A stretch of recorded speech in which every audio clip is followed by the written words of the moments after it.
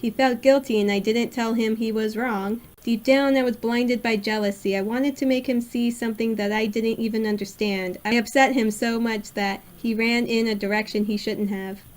I followed him to an unfinished area. We ignored the signs. Even though he didn't want to confront me, I was determined otherwise. Then something went wrong. I honestly can't remember if the floor fell in or if someone stepped somewhere they shouldn't have.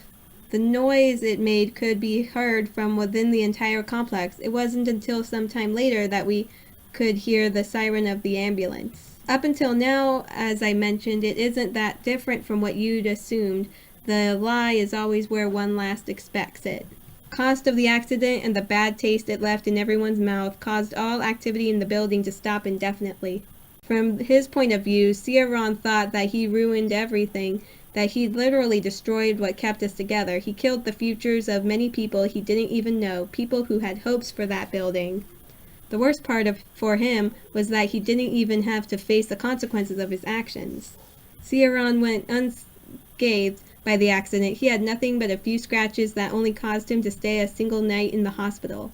From then on, everyone treated him like a victim of that incident rather than the cause of it. The next morning at the hospital, Ciaran wondered why he was the only one who hadn't lost anything despite being the one who'd always complained about that place and his librarian position. His head became filled with those kinds of thoughts, and eventually something in his mind completely snapped. He took a kitchen knife during breakfast and stabbed his right leg with all of his strength. He started near his ankle, and even though doing something like that would make anyone else scream, he kept slicing at his leg in silence. Slowly cutting upwards while his blood continued to pour out. It's getting real dark real fast. I know. Soon the sheets on the floor were covered in blood, but he still kept carefully cutting. He had already reached his knee by the time that his mother came to check on him for that day. She ran to her son and asked what was he doing, what was happening. And he, totally composed with the knife still in his hand, tilted his head in confusion and gave her a natural response. "What do you mean, Mom? I got this wound from the accident. That's why I'm hospitalized." Right? A long silence fills the room as if they had been expecting the story to have a completely different ending. But it doesn't, as if the responsibility is on his shoulders because he told the story. Denise tries to keep the conversation alive. After that, as you've probably guessed, CR's leg healed. However, his heart and mind not so much. Anything to do with us or any situation where he has to deal with the expectations of other people causes extreme pain to surge through the wound on his right leg. It took an entire year for him to return to his normal life, but the consequences of that accident still remain. From that moment forward, we didn't get the chance to speak with him again. He transferred schools to avoid seeing us, and even though Ziva's tried really hard to heal him in every possible way, she was ultimately unsuccessful. At least until this past year, he seemed to be steadily improving, so Ziva transferred schools in a last-ditch effort to recover our lost contact. I changed my appearance, adopted a new name, unbelievable personality, and quirks so not to remind him of the past. I even avoided calling him by his first name in an attempt not to remind him of what we were. And even that way, there were tons of times during class where he'd leave because it was impossible for him to be near me. I don't know if it worked. I honestly believe that I was helping, even if they were only small steps. That was the impression I had. In that sense, it probably looks like this story ended the same way, with Ciaran alone, unable to face his friends. But that isn't actually the case. It's not like he disappeared into thin air this time, and more importantly, the bond that kept the three of us together never broke. As you probably already know, Ciaran has an odd way of thinking. He doesn't write after, but before events happen. It seems like clairvoyance, but most likely it's what he hopes will happen. Since the beginning, he's wanted to break the chains, return everything to as it was before, as if nothing had ever happened, as if he'd never existed in the first place. He had planned to stay alone forever. He wanted to lose us to escape us, because from his point of view, he was guilty of everything that had happened. That was his version of a happy ending. Now everything makes sense, doesn't it? He doesn't want to win or lose. His priority has always been others. His health depends on how everyone around him feels and acts.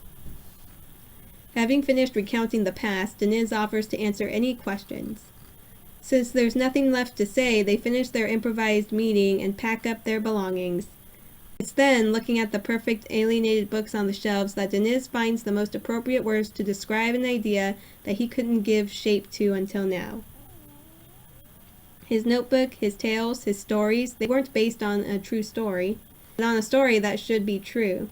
It's well into the late hours of the night when the man engrossed by his computer suddenly receives a phone call. He's surprised. It's been a long time since he's heard that sound, at least during these ungodly hours. The number displayed on the screen is listed as unknown. It makes him stagger for a moment before he slides a finger against the OLED screen and brings the phone closer to his ear. Hello? Hello?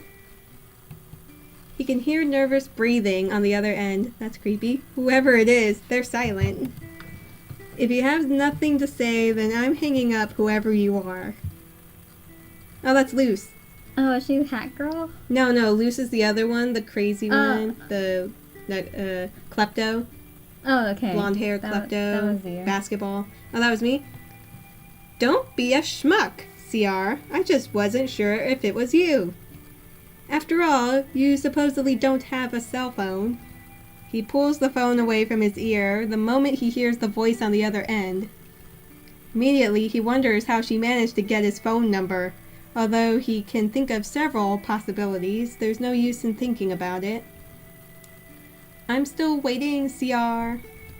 The voice seems to be dripping out of the speakers, dissolving into the air. My birthday was yesterday. We were all supposed to celebrate it together, and you were supposed to bring me the best presents on earth. Did you forget?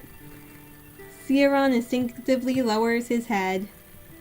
He didn't forget about any of that, but they're already neglected memories to him. Congratulations, Luce, but I'm sorry. The woman's voice becomes irritated and her verbiage quickens. You're sorry? What are you saying? As if the apologies of a pathological liar have any value. In any case, it's not too late yet. I was technically born early in the morning, so you still have time for a redemption before my birthday ends. I thought I made myself clear, Luce. I don't. Clear? What should be clear, I wonder? That's what I want from you. I want you to tell me the truth without beating around the bush. Do you think I'm stupid or what? The best present you could ever give me is to be clear for once. The sarcastic tone she uses to express herself forces a displeased look on Ciaran's face. He knows that it's impossible to defeat her in terms of pig-headedness. Oh, yikes. However, that's not enough, not when he has already made his decision, not when he no longer cares about making good or bad impressions of himself. Is it that hard to do what's right for once? I want to know the truth as you see it, not from their point of view, not the conclusion I came to from their words, but your truth. Don't you think it's only fair after everything that's happened? Fair? Yes, with her, justice has always been present. It was the leitmotif of their relationship, the scale that would justify their actions. That might have been the reason that something changed in Ciaran's heart. By chance or justification, even if it wasn't intentional, the wound refused to close by itself. But justice was never the real reason behind his actions, not for him nor anyone else. If I tell you the truth, will you be satisfied?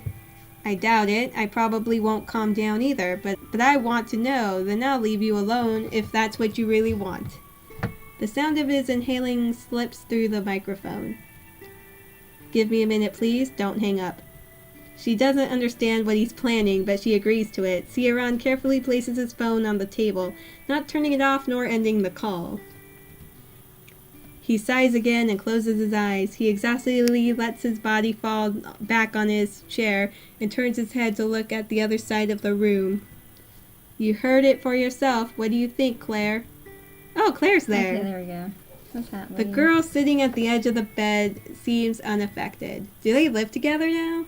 I guess so. Oh, sorry. Her features are mostly obscured by the deep darkness of the night.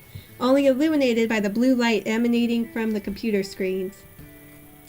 It might be because she isn't wearing a hat, but her smile seems to be more mature than usual, and her answers flow with a flawless calm. If you're asking me, it's because you're hesitating. You'll keep hesitating until your curiosity is satiated, right? Oh, yeah. Oh, I thought it was satisfied. I read that word. Satiated. I think it was satiated because I read it wrong, so I thought it was satisfied. Do whatever you want, Ciaran. Do what you have to do. I've already made my decision, Claire. That won't change no matter how curious I am. She shrugs at him with fatigue. You don't understand anything, do you? Sometimes you need to forget in order to be truthful. I've told you a million times, haven't I, what's important to me? The truth isn't determined by a decision or justice. The only truth you can rely on is the strength that helped you make it this far. Strength, I wish, more like lack of strength, but it isn't a bad thing either, considering what I've managed to get out of it. Is that even close to what you really want? You always end up clinging to the past, Ciaran, choosing to forget the past and what could have been, and deciding to walk another path as a mature and accepting your limits. Didn't you keep returning to the place despite the bad memories associated with it? Aren't you keeping that new notebook without tearing any of the pages out? From what I've seen, you'd always tear out any pages that didn't fit into your perfect world. Now, however, you keep that dedicatories of the people who don't fit into your ideal ending. A bit contradictory, don't you think? Don't take things out of context, Claire. I'm not hurting anyone by doing it. You're hurting yourself. I'm no different than anyone else. Everyone mourns their losses in their own ways. Nostalgia is a recurring theme in everyone's lives, not because the past is always better, but because of the possibilities that it once held. Doors don't close, and there isn't a path to follow when it comes to decisions, Ciaran. Thinking that you've lost something is incorrect because you didn't have anything to begin with. Keep clinging to your lies, writing on empty pages and admiring the myriad of possibilities that evaporate as soon as you open your hand and expose them to the test of time. If you're still clinging to your notebook, if you can still read those first pages, it's because that door never really closes, no matter how many tricks you believe yourself to know. Despite her words, Claire lowers her head. She has always been contradictory, and that's something that Ciaran can't bear to see. Then what do I do? Fight for another disappointment? Fall face down in front of destiny like an idiot, even though I know myself and my limitations? You can simply stop writing.